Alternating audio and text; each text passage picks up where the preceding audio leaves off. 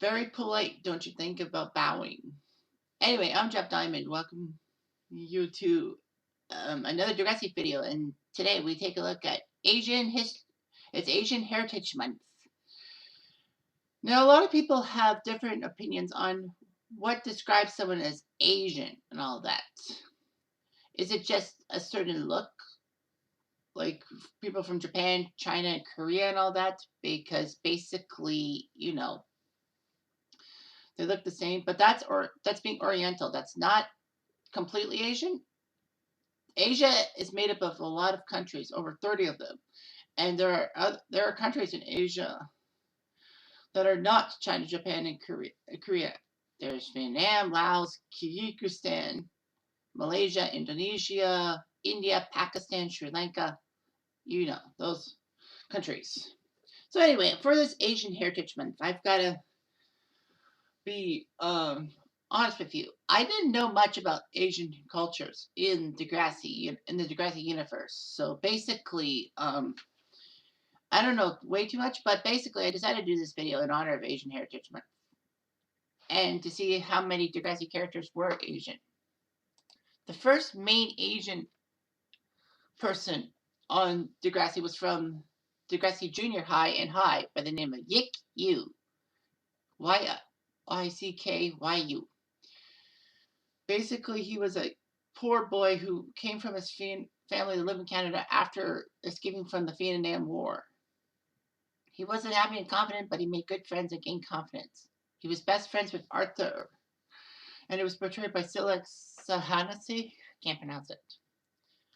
So everyone in the Degrassi Reddit knows about Lorenzi being called I am a broomhead and all that. That is the nickname that Arthur gave him, broomhead. So basically, he was best friends with Arthur. It was basically a nice partnership and all that. One of his first plot lines was being a little scared of telling his autobiography because, he came from Vietnam and he didn't know how people would perceive him, the cultural shock and all that. But thankfully, the students, based on their age and all that, weren't too upset with Yick's past and all that. But, as a boat person. But basically, there are a lot of boat people around and, they made better life for themselves. So anyway, another storyline was when he thought that Radish was actually prejudiced against him. However, he soon finds out that Radish didn't really have an issue against Yick, except the fact that Yick wasn't really living up to his potential. And basically, Radish called Yick the disorganized. However, Yick did get Radish to realize that maybe he should be getting better. So Yick and Radish make a peace treaty, if you will. And basically, it all works out. However, once Arthur's family won the lottery, he seemed to have problems because Arthur basically is now living a rich life and Yick is just a poor boy. So basically there was an issue, all that. So basically, Yick and Arthur have a few massive disagreements and all that. But thanks to the new Yick and Arthur, I think the writers made the new Yick and Arthur were actually Bartholomew Bond and Scooter, who I believe they both were in season 2. I don't know if Bartholomew was season 2 or season 3. I can't remember. But it was funny how, Arthur and Yick tricked Bartholomew Bond by forcing him to Radish's class by accident, and basically Radish says, "I'm sorry, Mr. Bond," like a Bond villain. That's funny. Anyway, so Bartholomew and Scooter both make Arthur and Yick realize they both like each other. Yick gets Arthur a calculator to count his money, and Arthur gives Yick something to hold his glasses up. But basically, it was weird seeing Yick giving a expensive gift to Arthur, and Arthur giving a not so expensive present to Yick. But basically, they're still friends and all that. However, by Degrassi High, his character personality changed. He basically started to hang out around Luke and basically began smoking cigarettes. So basically, his friendship with Arthur was distant and detached. But he did get acquainted with Arthur. All that. In an episode called All in a Good Cause, he and Arthur got together. They go through a daring bet to be dared to go cover Ratchet's house with TP to raise money from other students to win the class UNICEF contest. But they were caught. And they had to clean up and all that. So anyway, yeah, they had all that. So Yik actually has a attraction to Maya Goldberg. That's the girl who's in the wheelchair in Degrassi Junior High/High. And it's surprised that Maya had feelings for him too. Tessa was with Yik for a little bit, but it didn't happen. Yik does return in Next Gen to be part of the reunion episode, the pilot episode, and basically he did make a return in season 2 in When Does Cry when he's at Spike's birthday party shaking hands with Joey, an old friend. Actually, his character was influenced on Next Gen as Spinner. They said that Spinner, when he was jealous of Jimmy because of Jimmy's wealth, it was kind of like what Yik was with Arthur. Derek was massively picked on by Mr. Perito, just like Yik was picked on by Radish. But I think that basically it was worse. Derek had it worse than Yik did. The friendship between Yik and Arthur was similar to that of JT and Toby. It would make so much sense to have JT and Toby basically be the spiritual reincarnation of Yik and Arthur. So anyway, yeah.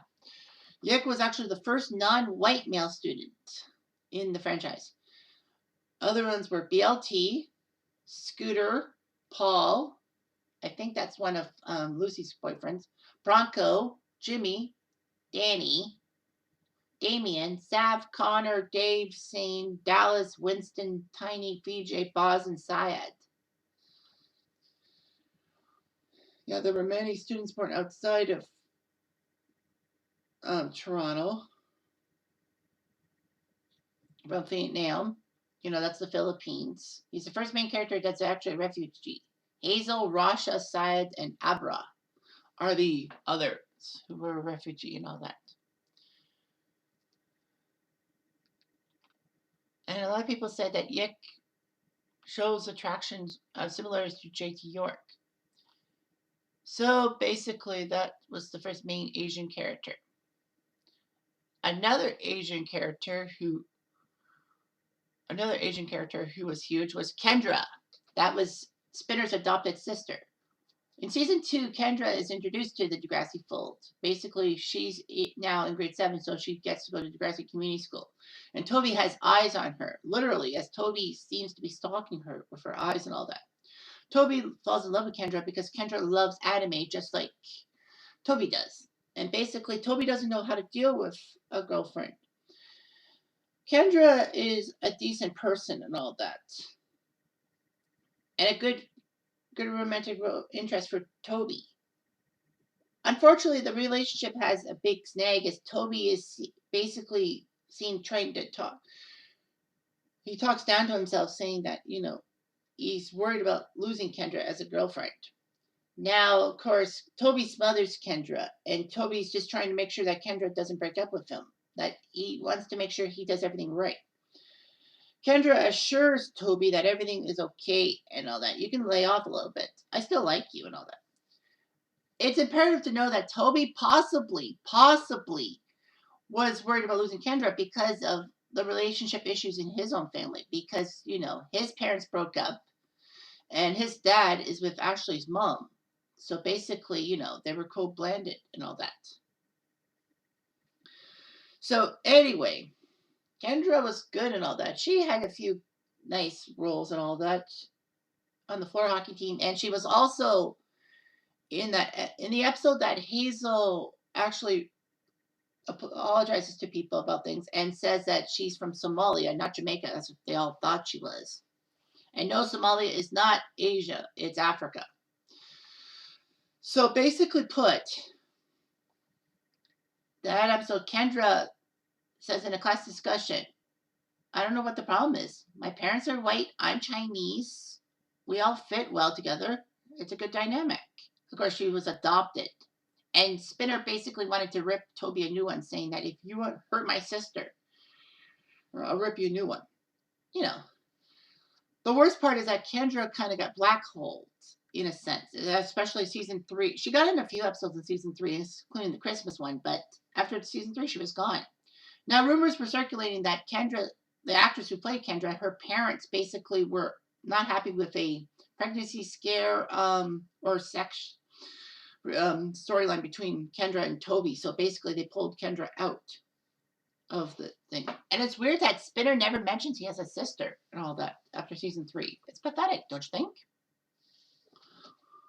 So anyway, that was another character who you knew was Asian because of how they looked. Let's see, Sane. Let's go with Sane. Sane Park was also Asian. He was a member. He was a kicker for the Degrassi football team and also part for the soccer team.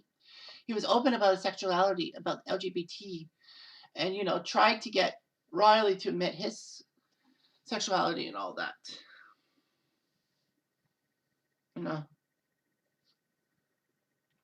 So yeah. So basically, he's portrayed by Shannon Kook Chun. So I think Riley is. If Kook Chun is, I think it's Korea. So basically, he's from Korea. I think. Let's see here. Sane was the first regular East Asian male character on the show. East Asia is like, the Oriental parts. Thailand, the Koreas, China, Japan.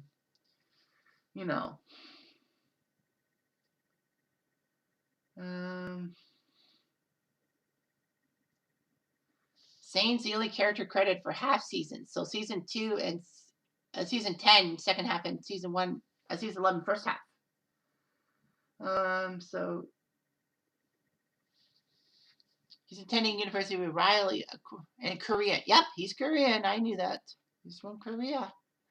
Korea, bitches. So yeah, that's pretty good. Let's see.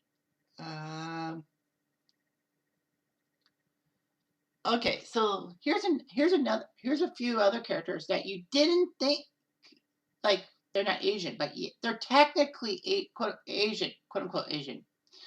As everyone knows, in the later seasons, Fiona and Declan were part of the show. Season 9, I think they came in.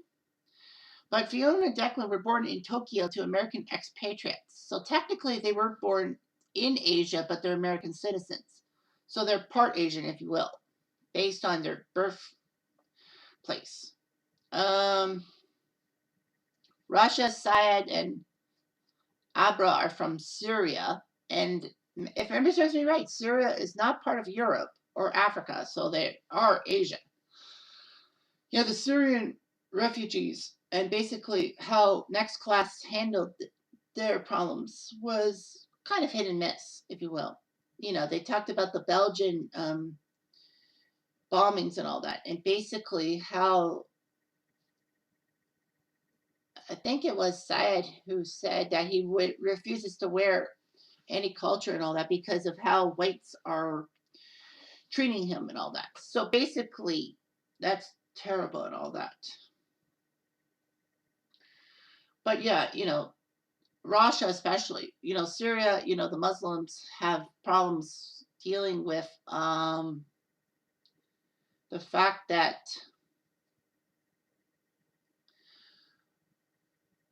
homosexuality is a sin, obviously, and punished by stoning them like with real stones. I don't think they do that anymore, but you never know. But anyway, so Russia finds Zoe, and they have a relationship and all that. It was good that Russia got Zoe to come out of the closet, but it did cost Zoe dearly, especially her mother. Not going to get into that because But anyway, Syed actually was blamed for the Degrassi bomb threat near the end of Next Class and all that. that they basically questioned him on all that, but it turned out to be someone else that I'll talk about next, in a sense. So Sud decides to move to Montreal because he doesn't like the racism, but Lola decides to try to get him to stay and basically said that you should stay for me and all that. Good old Lola. So the person who did call in the bomb threat just to bomb threat was Esme. Now Esme looks Asian, but Esme, oh yeah, Esme is Asian technically. Esme Sung. I think she was not from Asia, but she was of Asian heritage. So I know she was Korean because it's kind of strange that her actress has an English speaking name, uh, Chelsea Clark, but I think it's basically because she has a mixed race family, and I think her father is white because I don't think her mother's last name was Clark. But anyway, so yeah, Esme was also Asian, and basically, she was a bit of a nuisance in a sense. She had a lot of idiosyncrasies, basically getting people into trouble, having traumatic experiences with her mother killing herself in front of her when she was 10. I mean, God, how is she surviving? Like, when Miles posted pictures of Tristan after the bus crash, it set something off in Esme. I mean, Miles had the right idea. He just didn't want people to forget about Tristan. But, there's a thing about it. Miles loves that. But so anyway, Esme wanted to be with Miles, basically blackmailed them into a relationship. Esme wanted to be with Sig.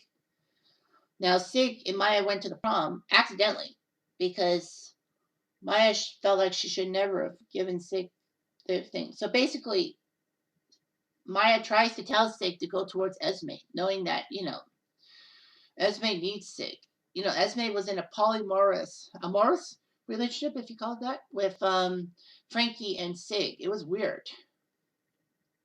She was so desperate not to lose Sig. All that. I mean, in a sense, Esme and Sig do belong together because they're both manipulative crap people, but So anyway, Esme at the finale of Degrassi basically has to be held back because she kept missing school for some reason, and then she rides to prom. I mean, to graduation on a motorcycle and gives it to Sig, and then beats up Sig with a motorcycle helmet. But thanks to, I think her name is Miss Jean Ayo or something. No, I don't know. I forget the name of the guidance counselor. Oh, Prowl. Growl. Oh, Growl. Grell. She says, Esme, it's not too late to admit you need help. And basically, it looked like Esme was going to get a storyline for the next season about dealing with her maybe bipolar disorder and all that. So, yeah, she was very powerful. I just wish that Degrassi didn't leave her character high and dry. Should have did a Degrassi movie. Anyway, so I can't really think of too many Asian characters. Like Sav and Ali were born to parents from the Muslim part of India, but they were born in Canada. I guess you can kind of say they're Asian in a sense. Yeah, because, Sav and Anya were under their parents' strict policies. It is actually common for parents from like India and China and Japan to basically put pressure on their kids to be academically well endowed and have no distractions and all that. So basically, Sav and Ali were Sav and Ali, pardon, were given tasks they had to do and all that. Ali basically had to do a lot of housework, while Sav basically got to launch around with his music and all that. The double standard that I hate it. After her parents basically believe anything they hear except for Ali's word, basically Ali runs away because she can't handle her parents being so critical of her choices and all that. And a lot of people, and then basically people just basically blackmailed Ali, and the parents listened to them. Acceptable. Now, of course, Sav's dad does admit that it's hard to raise teenagers and all that. Sav got himself into a few scrapes with his parents, even stealing their truck to go to a concert and all that. Sav was upset over his dad's overprotectiveness and all that. Basically said, but he also said that I will win your respect back. And then the dad said, I know you will. I know you're a good person deep down inside. So anyway, yeah. So basically, after Ali comes back and everything gets fixed up, the parents decide to go to family therapy, and they are a little more lenient, especially Mr. Bandari. The mother, not so much, but she does in a sense. I mean, they do accept Sav dating Holly J, even though it should have been Sav and Anya. I mean, I feel so bad for Sav having to basically hide his relationship from with Anya from his parents. Basically, Anya is upset that Sav would rather be with his parents in his arranged marriage than her. I feel bad for Anya because she basically comes from a background that she's basically Holly J's lapdog for a while, and finally decides to snap at Holly J, but Holly J basically tries to get herself out of it. Anyway, yeah. So it's like weird and all that. I can't really think of any like. Well, that one girl in the episode about Hazel, that one girl from Iraq. I don't know what her name was, but I think she was played by a white actress. I can't remember. But anyway, yeah, that was one of the most poignant episodes around in season 2. It's underrated because this took place months after 9/11, and basically the hatred towards Muslims and all that was painted by Degrassi. They went there. Off the top of my head, I don't think I can find anyone else. But the main person that was from Asia on the show was Manny Santos. Yes, the Philippines is part of Asia, if you must know. So anyway, Manny basically was best friends with Emma for a long time. She wanted to look more adult than cute. Emma, of course, gets shat on for the fact that, trying to help Manny, she basically does terrible and all that. Like, Emma's heart's in the right place, don't get me wrong, but it's basically how Emma sets about trying to save Manny from herself that may be a little bit annoying and all that. I think Emma was just trying to prevent Manny from being sexualized and all that. And, Manny got pregnant in season 3, and, Degrassi went there with a baby storyline, but an abortion storyline. Kind of like Degrassi High. I think it was, what was it? Who was it? Heather or Erica, who had been pregnant and basically went to get an abortion and all that. And Degrassi High went there. But yeah, Degrassi Next Gen went there. Basically, Manny is scared to tell her parents she's pregnant because they're going to send her to the Philippines like her cousin. So anyway, Manny is under the pressure of her deeply devout parents, Catholic devout parents. I mean, the father is a big jerk and all that. Her mother basically is fine. She's more modern in a sense, but the mother basically doesn't want to upset her husband so much. So she just stays out of business. But yeah, so Manny's family comes into play in season 5, basically about the time that Peter blackmailed her for everything. I think that her dad was more upset of her trying to sexualize herself with the surgery, with plastic surgery to get more movie roles, and basically wanted Manny to not be an actress anymore. But Manny says, I can't do that. And basically, Manny's dad kicks her to the curb. Emma picks her up and basically tries to control Manny in a sense, but doesn't work out. Manny was back in season 6 in the wake of the JT thing that ticks Emma off.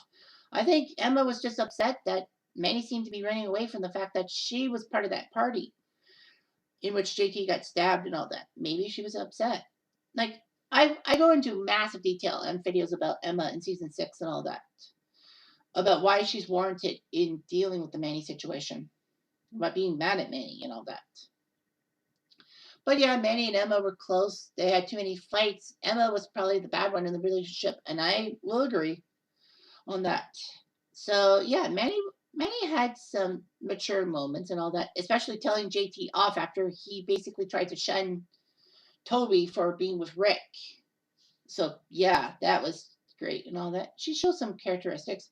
The problem is she couldn't find the right guy. Craig was a serial cheater. JT was not mature, and there were other people and all that she liked, but basically they threw her aside, like Damien and that guy from Degrassi Goes Hollywood. I don't know who Manny and I think Manny ended up with Jay at the end. Because Manny and Jay actually had a relationship in season 6 and 7, and it was like, what the fuck? Why would Manny be with Jay? I mean, Jay is a douchebag, especially with the Rick Murray situation. You know, he basically had no remorse about the Rick situation and all that. But Jay, I think, cleaned himself up because he lost everyone around him. Like, he lost Alex because of the gonorrhea thing, and he lost Spinner, who basically said that every time I'm around you, I do bad things. So basically, he thinks that he should stay away from Jay because Jay's influence makes him do bad stuff that he regrets. So anyhow, that's all there is to it about Asian characters. I have a feeling I've missed a few Asian characters, so write it down in the YouTube comments below and tell me which Asian characters I missed and all that. So it's not an easy video to do on this topic.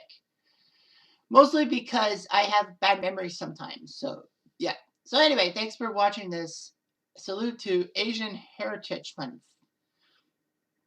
And Degrassi should have been a little more diverse, but what can you do? They're closed for business now. Anyway, I'm Jeff Diamond. I do.